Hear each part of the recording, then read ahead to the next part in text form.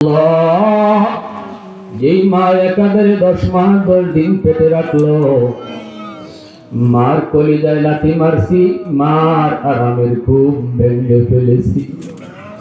খাইতে বসছে মার কলিজায় লাথি মারছি, মার খানা বন্ধ হয়ে গেছে।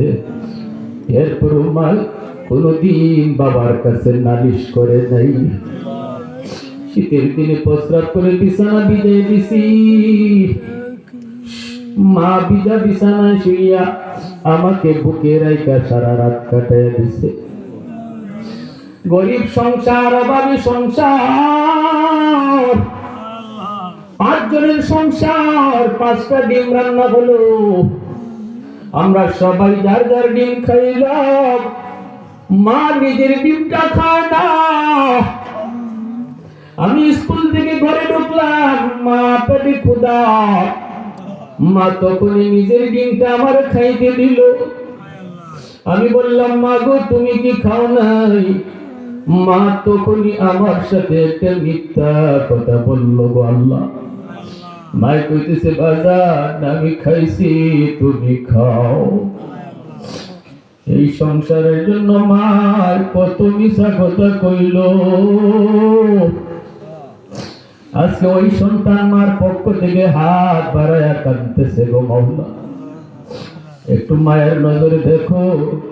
তোমার হাবিব তো বলেছে, সন্তান যদি বাপ মার জন্য কাঁদবে, এই দোয়া বুঝি তোমার দরবারে সরাসরি কবুল হয়ে যায়। আয় আল্লাহ, যে বাবা মাতার ডাক পায়ে বলায়া আমাদের খানা দানার ইন্তজাম করলো, ঈদের দিনে মা বাবা সিরা লুঙ্গি পইরা আমাকে আমার ভাইকে নতুন কাপড় পরায়া ঈদের নামাজে নিয়ে গেল। মা পুরাতন কাপড় পরলো, বাবাই সিরা লুঙ্গি পরলো, তবু আমাদেরকে নতুন কাপড় কিনে দিল। নিজের মুখের লোকমা কত তুলায় তুলায়া বাবা খাওয়াইল।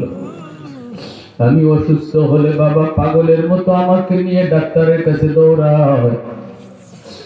সারা রাত মাতার পাশে দাঁড়ায়া দাঁড়ায় আমারে পাহারা দিছে। এমনও মারে, এমনও বাবারে কবরে মাইরো না,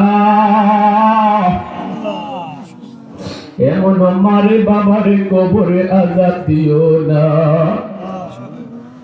আয় আল্লাহ, আয় আল্লাহ, মরহুম আব্দুর রউফ সাহেব আজকে দুনিয়ায় নাই। ওনার ভাই, তারা আত্মীয় স্বজন, আয় আল্লাহ, অনেক মুরব্বী কবরে তার সাথে শুয়ে দিছে। তার আওলাদরা প্রতি বছর তাদের রুহের মাগফিরাতে মাহফিলের আয়োজন করে। মহল্লার সভাপতি সাহেব